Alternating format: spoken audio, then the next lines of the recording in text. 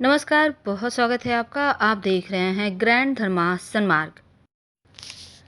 21 सितंबर को पितृपक्ष की एकादशी है और इस दिन का महत्व बहुत ज़्यादा है, क्योंकि पितृपक्ष की एकादशी का व्रत रखने से पितृ दोष समाप्त होते हैं, पितृदेव संतुष्ट होते हैं। और अगर एकादशी व्रत का पुण्य आप पितृदेवों को दे दें तो उनको मोक्ष की प्राप्ति होती है। तो इस बार 21 सितंबर आश्विन माह के कृष्ण पक्ष की एकादशी है और साल भर की अन्य एकादशियों में इस एकादशी का महत्व ज़्यादा है, क्योंकि ये पितृपक्ष में आती है और इसे इंदिरा एकादशी या श्राद्ध एकादशी भी कहते हैं। इस दिन अगर व्रत उपवास करें, भगवान श्री हरि की पूजा करें, साथ ही कुटुंब के पितर देवताओं को आप तृप्त कर सकते हैं, ऐसी मान्यता है। यानी आपके और आपके कुटुंबजनों के जितने भी पितर हैं, हर कोई तृप्त हो जाता है अगर आप इस दिन व्रत रखते हैं तो एकादशी तिथि के जो स्वामी हैं वो भगवान विष्णु हैं और इस दिन उन्हीं की पूजा होगी। आप भगवान विष्णु के स्वरूप कृष्ण भगवान की भी पूजा कर सकते हैं। कैसे करेंगे पूजा? देखिए, सुबह जल्दी उठकर भगवान सूर्य को एक लोटा जल अर्पित करें और जल में आप चावल यानी अक्षत एक चुटकी, लाल पुष्प एक चुटकी, काला तिल डालकर अर्पित कीजिएगा, तो पितृदेव भी इससे संतुष्ट हो जाते हैं। इस तिथि के दिन अगर आप भगवान शिव के मंदिर में जाकर और शिव जी को एक लोटा जल में कुसा घास डालकर अर्पित कर दें और कुसा घास अगर लोटे में रह जाता है तो हाथ से निकालकर शिवलिंग पर चढ़ा दें, तो इससे भी पितृदोष समाप्त हो जाता है। ये प्रयोग आज आप कर सकते हैं, यानी एकादशी तिथि पर। तो भगवान सूर्य को जल अर्पित करने के बाद आप घर के मंदिर में पूजा करें। आप चाहें तो सबसे पहले जाकर आप सूर्य को जल अर्पित करके शिव जी की पूजा कर लें, फिर घर में करें। तो भगवान विष्णु का अभिषेक कीजिए। अभिषेक में आप केसर मिश्रित दूध से कीजिएगा। दक्षिणावर्ती शंख आपके घर में है तो उसी से करें और ओम नमो भगवते वासुदेवाय नमः का अनवरत जप कीजिएगा। धूप दीप जलाकर आरती करें। दोपहर में जो 12 बजे समय होता है, जिसको हम कुतक बेला कहते हैं, ये समय पितरों का होता है।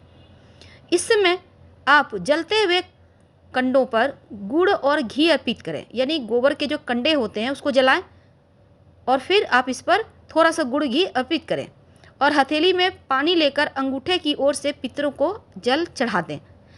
आपके पितृ तृप्त हो जाएंगे और इस एकादशी का पुण्य फल से उनको संतुष्टि मिलेगी। आपके जीवन के जो भी कष्ट हैं, जो भी घर में शुभ मांगलिक कार्य नहीं हो रहे या फिर किसी भी तरह का परेशानी है, वो समाप्त हो जाता है। इसके बाद गाय, कुत्ता, कौवा, चींटी को आप बाहर खाना दे सकते हैं। ज़रूरतमंद लोगों को आप भोजन करवा सकते हैं, दान दक्षिणा दे सकते हैं, आपकी मर्जी है।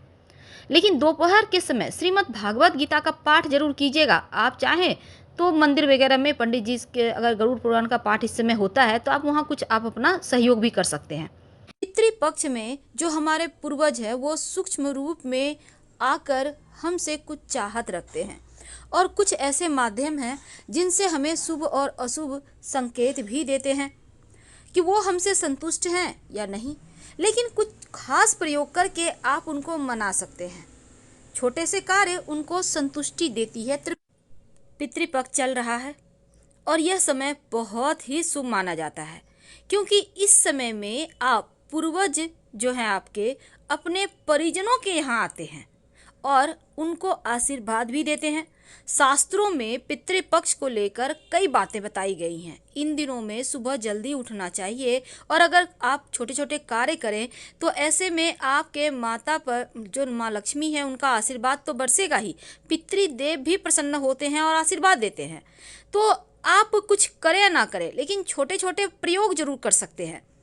जैसे कि सुबह सुबह सबसे पहले अपने घर के मुख्य दरवाजों को जल में एक चुटकी हल्दी मिलाकर धो दें, सुबह अर्ली मॉर्निंग उठते ही।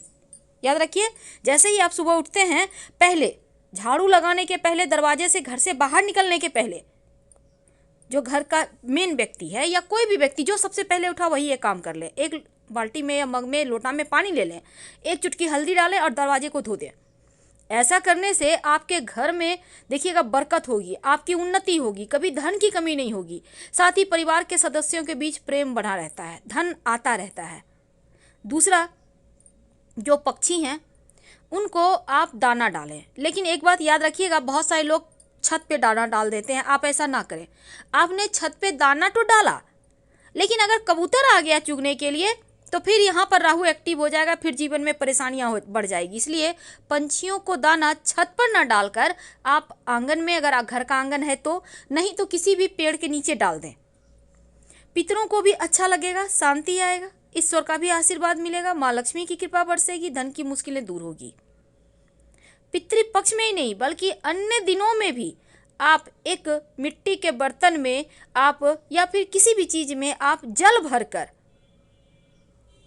कहीं पर भी साइड में रख दिया करें। चिड़िया लोग जो होता है, पंछी लोग, वो लोग जल पिएंगे, कोई जानवर जल पिएगा, इससे आपको आशीर्वाद देगा, तो आपकी स्वास्थ्य की समस्याएं, बाधाएं भी समाप्त होगी और पितृदेवों को भी अच्छा लगेगा, उनको मुक्ति मिलेगी। वैसे तो पितृपक्ष में एक नियम बना लें कि हर रोज गाय और कुत्ते को जरूर खाना दें। कुत्ते या गाय दोनों में से जो भी आपके दरवाजे पर आए जरूर खाना दें। ऐसा करने से कभी घर में धन धान की कमी नहीं होती, और जो परेशानी है, जो दैत्य है, जो गरीबी है, कुंडली में जो पितृदोष है, वो भी समाप्त हो जाते हैं। तो पितृपक्ष में कुछ ऐसे पेड़ पौधे भी हैं जो प्राण वायु देते हैं, जीवन की परेशानियों को दूर करते हैं, और सबसे पहला उसमें है पीपल का वृक्ष। पितृपक्ष में जब आप उपासना करते हैं, पितृदेवों के निमित्त आप उनकी पूजा पाठ करते हैं, तो आप नियमित रूप से पीपल के वृक्ष के नीचे एक दीपक जरूर जलाएं। इससे पितृदेव प्रसन्न होते हैं। तो दीपक जलाने से और दीपक के बगल में थोड़ा सा जल डाल देने से पितृदेवों की आत्मा को तृप्ति मिलती है। दीपक जहाँ रखा है आपने, वहीं पर जमीन में थोड़ा सा। और अगर आपकी कुंडली में गुरु चांडाल योग हो तो पीपल का पौधा पितृपक्ष में अपने हाथों से जरूर लगा दीजिएगा, गुरु चांडाल योग का दोष समाप्त हो जाएगा। वैसे तो बरगद का पेड़ जो होता है ना, उसको लगाने से पितरों की मुक्ति हो जाती है। अगर कोई पितरी हैं, लंबे समय से भटक रहे हैं, आपके सपने में बार बार आ रहे हैं, तो आप बरगद के नीचे बैठकर शिव जी की पूजा कर सकते हैं, या फिर आप एक अपने हाथों से कहीं भी सार्वजनिक स्थान पर बरगद का पौधा लगा दें, आपके पितृदेवों को मुक्ति मिल जाएगी। तीसरा है बेल का पौधा। जो बेल का वृक्ष है ना, वो मुक्ति देने वाला पौधा है, जो शिव जी का सबसे प्रिय है। और बेल वृक्ष के बारे में तो ये तक कहा जाता है, कोई अगर जैसे कोई मृत व्यक्ति उसका शरीर को लेकर बेल के वृक्ष के नीचे से गुजर जाए तो उस मृत आत्मा को मुक्ति मिल जाती है और वो जन्म जन्मांतर के बंधन से मुक्त हो जाता है। तो पितृपक्ष में अगर आप बेल का वृक्ष अपने हाथों से लगा दें तो अतृप्त आत्माओं को शांति मिल जाती है। तो बेलपत्र का पेड़ जरूर लगाएं। चौथा है अशोक का पेड़। कहते हैं जहां अशोक का पेड़ होता है वहां दुख तकलीफ शोक हो ही नहीं सकता, आ ही नहीं सकता। और अगर अपने घर के मुख्य दरवाजे पर लगा लें पितृपक्ष में तो घर का भारीपन समाप्त हो जाएगा, घर में सुख समृद्धि बरकत बढ़ी जाती है। तुलसी का पौधा, ऐसा कहा जाता है कि तुलसी का एक पत्ता बैकुंठ तक पहुंचा सकता है आपको। तुलसी का जो पौधा है, तो पितृपक्ष में अगर आप तुलसी का पौधा लगाते हैं तो पितृदेवों को भी निश्चित रूप से उनको मुक्ति मिल जाती है, मोक्ष मिल जाती है, उनको तृप्ति मिलती है। और अगर तुलसी का पौधा घर में फले फूले तो घर में अकाल मृत्यु की नौबत कभी नहीं आती। तो कुछ ऐसी चीजें हैं जिनका घर में होना अपने आप में संपूर्णता का प्रतीक है, अपने आप में जीवन को, खुशियों को बढ़ाने का प्रतीक है। तो बरगद, पीपल, बेलपत्र, अशोक और तुलसी।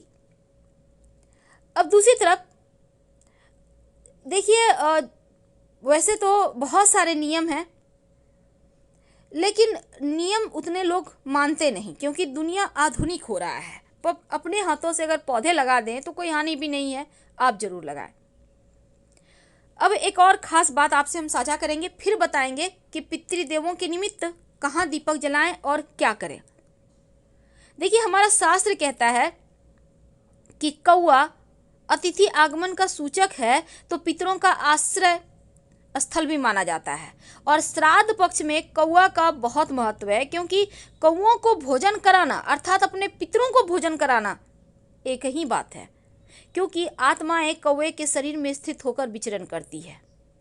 गरुड़ जी महाराज वैसे तो भगवान श्री हरि के वाहन है और भगवान गरुड़ के नाम पर ही गरुड़ पुराण है, जिसमें श्राद्ध कर्म, स्वर्गलोक, पितृलोक आदि का भी उल्लेख है।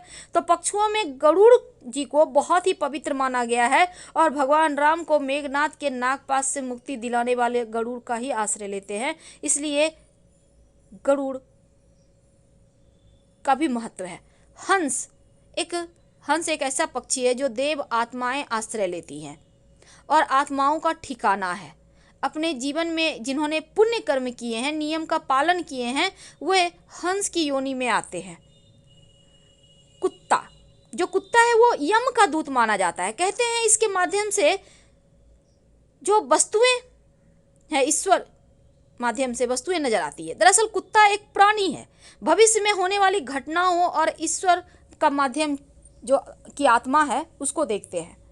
लेकिन दूसरी तरफ गाय, जो देवी देवताओं का निवास स्थान है, क्योंकि देवी देवताओं का सभी निवास स्थान गाय में ही माना गया है।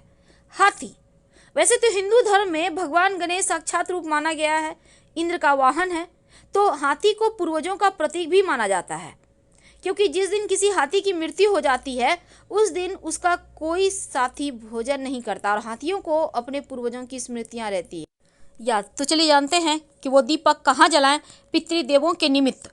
देखिए, एक दीपक सरसों के तेल का, उसमें एक चुटकी काला तिल या काली उड़द डाल दें और इसके साथ ही आपको चाहिए होगा एक बर्तन में, पात्र में पानी और एक पात्र में सफ़ेद मिठाई या मीठी वस्तु।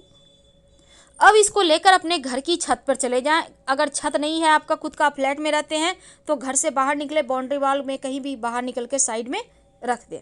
कैसे रखेंगे? दीपक का लौ दक्षिण दिशा की ओर होगा, पास में पानी रखें और जो आपने मिठाई रखा है उसको रखें। अगले दिन सुबह अगर किसी पंछी ने खा लिया है तो अच्छी बात, नहीं खाया है अगर आप छत पे रखते हैं तो पानी को पौधे में डाल दें, जो मिठाई है अपने अर्पित की है उसको किसी जानवर को खिला दें और जो दीपक है कहीं मिट्टी में दबा दें। अगर आपने घर से बाहर निकाल के किया है तो कोई जानवर तो खा ही लेगा, लेकिन अगर पड़ा हुआ है तो यही प्रक्रिया वहाँ भी दोहराइए। आपके पितृदेवों के निमित्त ये चीज़ें हैं तो उनको संतुष्टि मिलेगी, आप उन्हें याद कर रहे हैं। अब चूँकि एकादशी का तिथि है तो शाम में अपने घर के मुख्य दरवाजे के अंदर एक दीपक जरूर जलाइएगा और ये दिया घी का होगा। याद रखिए, आप चाहें तो रंगोली भी बना सकते हैं या फिर आप सिर्फ थोड़ा सा चावल या फूलों की पंखुड़ी रखकर उस पर एक दिया जला दीजिए घर के अंदर, चौखट के अंदर। याद रखिए, दूसरा तुलसी के नीचे भी जलाएंगे, अपने घर के मंदिर में जलाएंगे, पीपल के नीचे तो अनिवार्य है जलाना। हर दिए में आप काला तिल ही डालेंगे, एक चुटकी, इस बात का ध्यान रखिएगा। फिलहाल आपसे विदा लेते हैं। जानकारी अच्छी लगे तब लाइक कर सब्सक्राइब करें, अपनों से शेयर करें और कमेंट करें। धन्यवाद।